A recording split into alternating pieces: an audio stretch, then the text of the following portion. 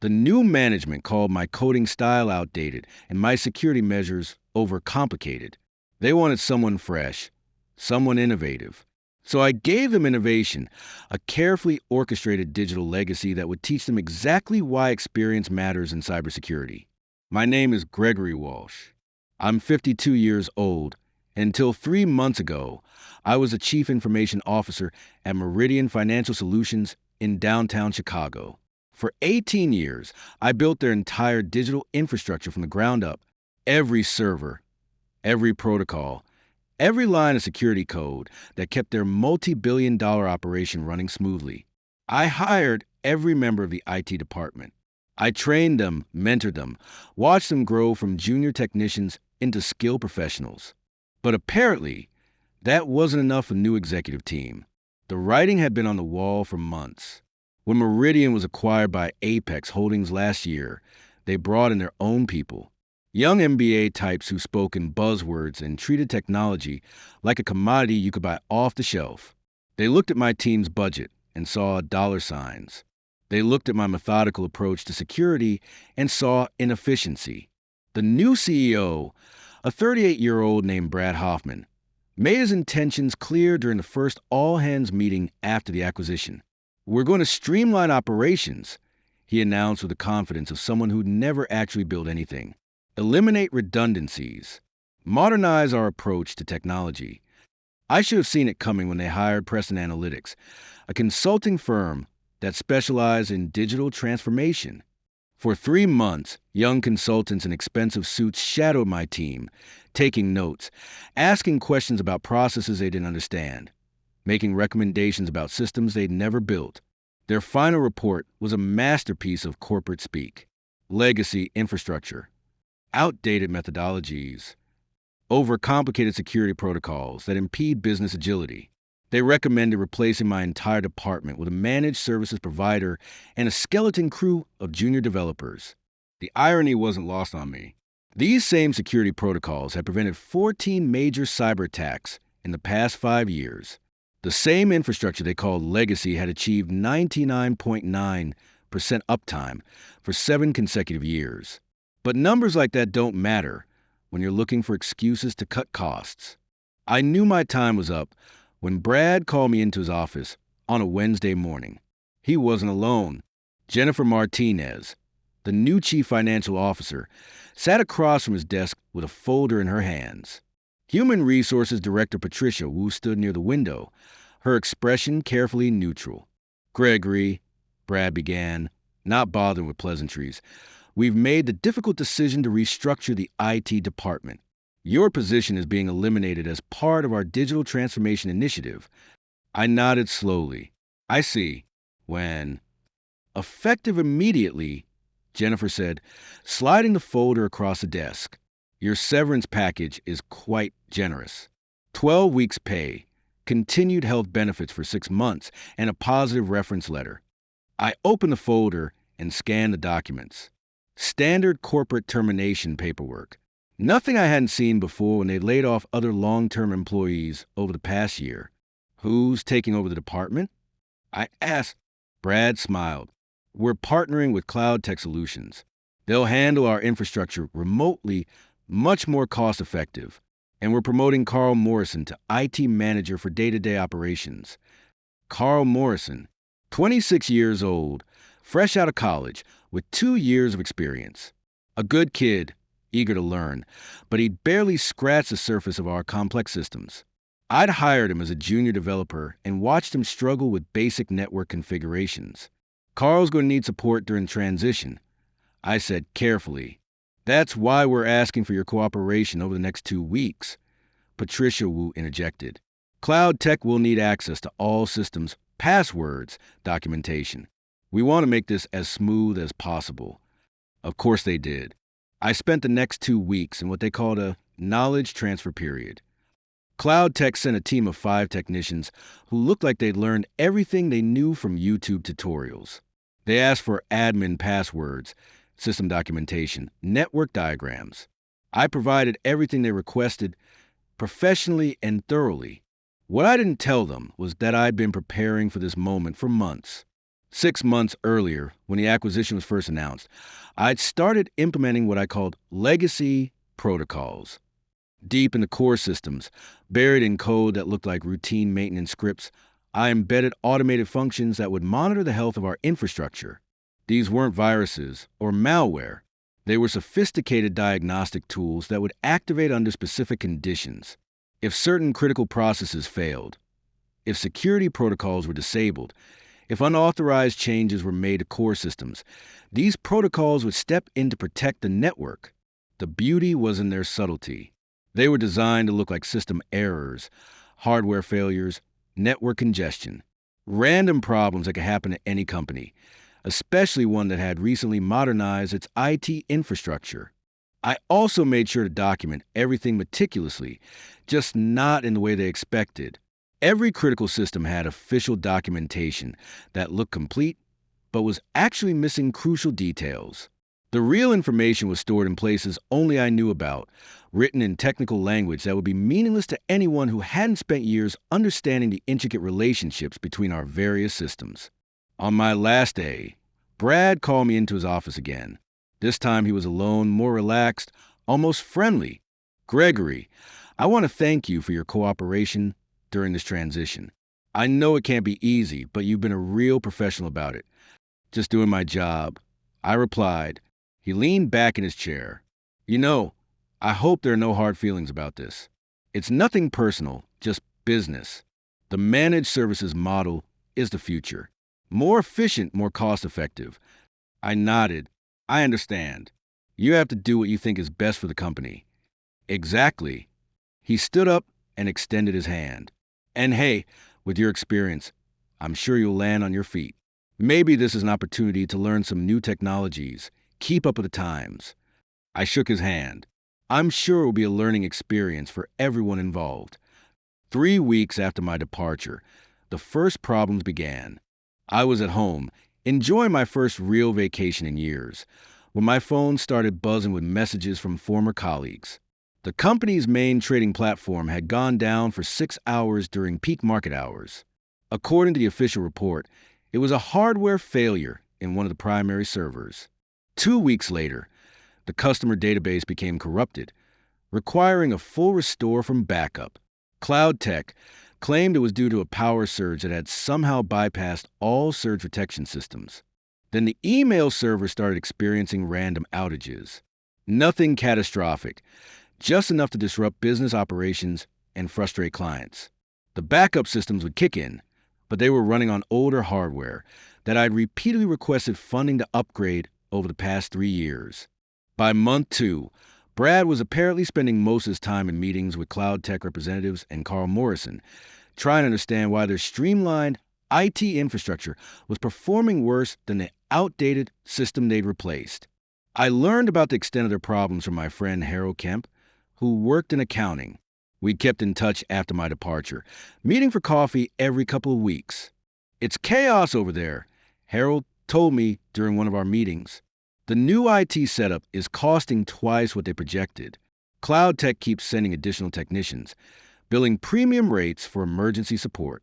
I stirred my coffee thoughtfully. "What kind of problems are they having?" "Everything. Systems crashing, data corruption, security alerts going off randomly.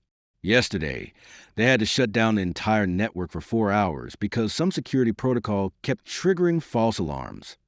The security protocol he was describing was one of my legacy systems, designed to detect unauthorized access attempts. Cloud Tech had apparently tried to disable it without understanding how it was integrated with other systems, causing a cascade failure that locked down the entire network. "What's Brad saying about all this?" I asked. Harold laughed bitterly. "He's blaming Carl Morrison, saying the transition wasn't managed properly. Carl's working 16-hour days trying to fix problems he doesn't understand." I heard Jennifer Martinez arguing with Brad about the IT budget. "They've already spent more on emergency consulting than they saved by laying off your entire department." Month 3 brought the crisis I'd been anticipating. Meridian Financial Solutions served institutional clients who required absolute reliability and security. Their reputation depended on maintaining the highest standards of data protection and system availability. when a major client's confidential trading algorithms were nearly compromised due to a security breach. The consequences were immediate and severe. The breach itself wasn't serious, more of a probing attempt by automated bots, but Cloud Tech's response exposed fundamental weaknesses in their security implementation. They disabled several of my overcomplicated security measures without understanding how they work together to create layered protection. Harold called me the day after the incident. "Gregory, you need to know what's happening. 3 major clients have threatened to terminate their contracts. The State Regulatory Commission is launching an investigation into our data security practices." I set down my newspaper. That sounds serious. Brad's in full panic mode. He's been calling emergency meetings all week, bringing in expensive security consultants, trying to figure out what went wrong. What did consultants find? That's the thing. Harold's voice dropped. They're saying our security infrastructure is full of holes that weren't there 6 months ago. They're recommending a complete overhaul of everything Cloud Tech implemented. Of course they were. Cloud Tech had removed critical security components without understanding their purpose, creating vulnerabilities that my original system had been designed to prevent. "There's more," Harold continued. "Carl Morrison suffered a nervous breakdown yesterday. Paramedics had to take him to the hospital. Poor kid's been working himself to death trying to manage systems that are way beyond his experience level." I felt a pang of guilt about Carl. He was a good kid who'd been put in an impossible situation. This wasn't his fault. That evening, I made a decision. I called Patricia Wu, the HR director. "Gregory." She sounded surprised to hear from me. "How are you doing?" "I'm well, thank you. I heard about some of the challenges the company has been facing. I wanted to offer my assistance." A long pause. "What kind of assistance?" "I'd be willing to consult on the current IT issues. Short-term engagement, just to help stabilize things until they can find a permanent solution.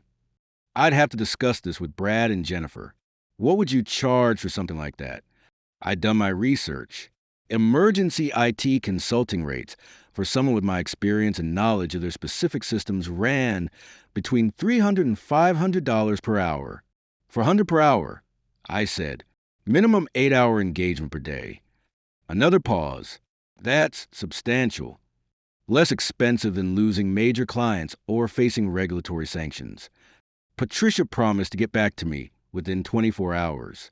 The call came at 8:30 the next morning. Brad himself, his voice tight with stress. "Gregory, we'd like to bring you back as a consultant. Temporarily, just until we can get things stabilized." "I appreciate the offer," I said calmly. "What's the scope of work?" "Full assessment of our current IT infrastructure. Identify problems, recommend solutions, oversee implementation of fixes. We need someone who understands our systems. My rate is $400 per hour, 40-hour minimum per week. I'll need full administrative access to all systems and the authority to override Cloud Tech's recommendations when necessary." Brad was quiet for a moment. "At that rate, I'd be earning more in a week than I use to make in a month as their full-time CIO." "Done," he said finally. "When can you start?" "Monday morning."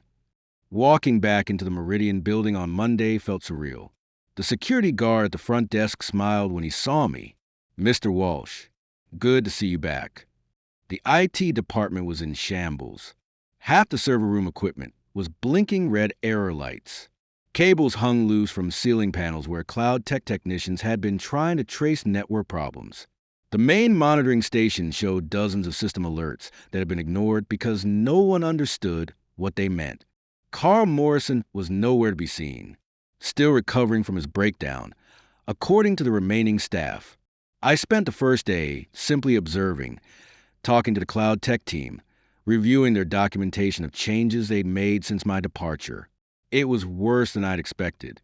They'd essentially dismantled a carefully orchestrated system and tried to replace it with generic solutions that didn't understand the specific needs of a financial services company. By Tuesday, I'd identified the root causes of most of their problems. The legacy protocols I'd embedded were working exactly as designed, protecting the system from the damage Cloud Tech's inexperienced technicians might have caused. But they were also creating conflicts with the new infrastructure that resulted in the apparent system failures. I could have fixed everything in a day. Simply disabled the legacy protocols, implemented proper security measures, restored a network to full functionality. But that wouldn't teach anyone the lesson they needed to learn. Instead, I took a more methodical approach. First, I addressed immediate security vulnerabilities that pose real risk to client data.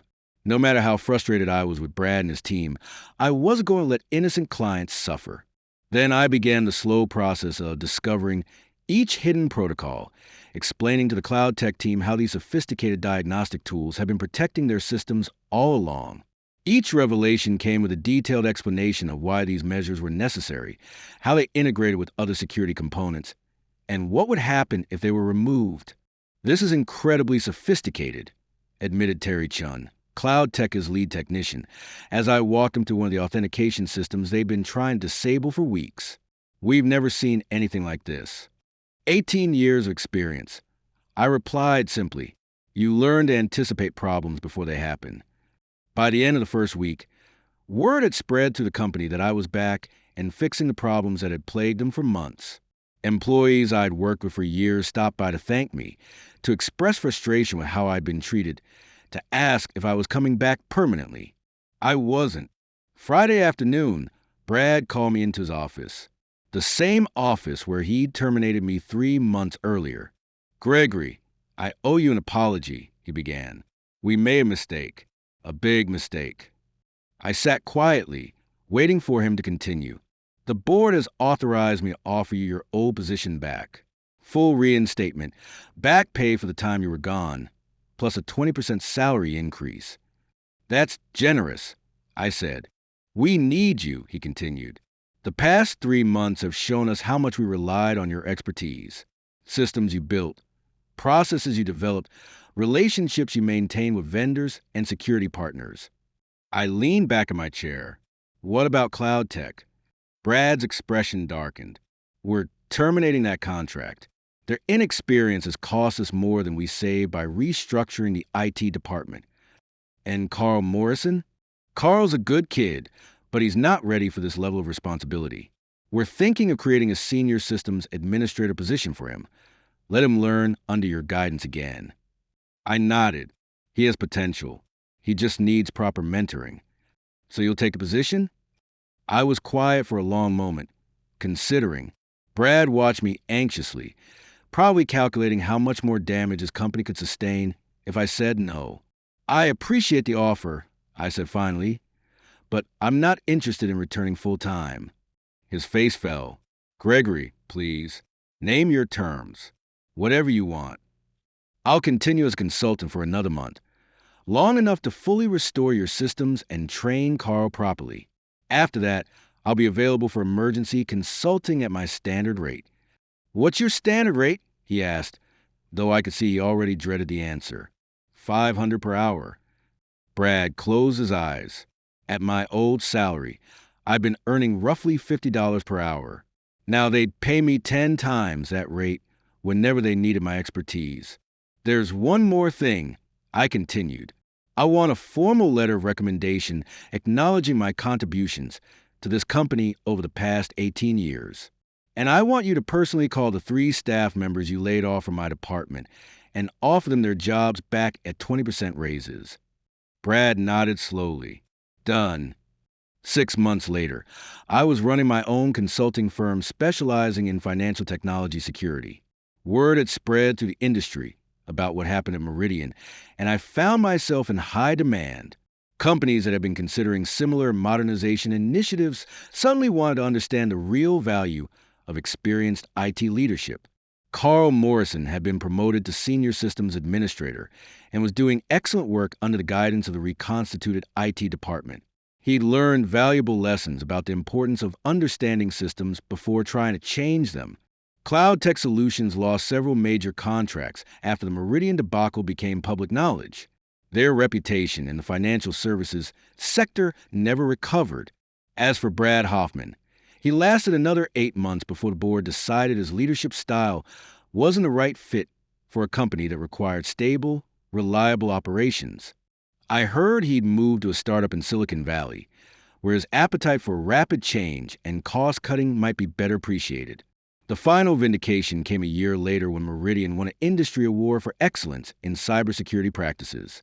The recognition highlighted the sophisticated, multi-layered security infrastructure that had protected their clients' data through numerous attempted attacks. In my acceptance speech at the award ceremony, I thanked the team at Meridian and emphasized the importance of valuing experience alongside innovation. True security, I told the audience of industry professionals, comes from understanding that every system is built on the knowledge of those who came before. When you discard that knowledge in favor of the latest trends, you don't just lose efficiency, you lose the wisdom that prevents disasters. Brad wasn't there to hear it, but I heard through colleagues that several board members were in attendance, taking notes. Sometimes the best revenge isn't immediate or dramatic. Sometimes it's simply proving, through patient persistence and professional excellence, that experience and expertise have value that can't be replaced by buzzwords and cost-cutting measures. The systems I built at Meridian continued to run smoothly for years afterward, protected by the same overcomplicated security measures that had saved them from catastrophe.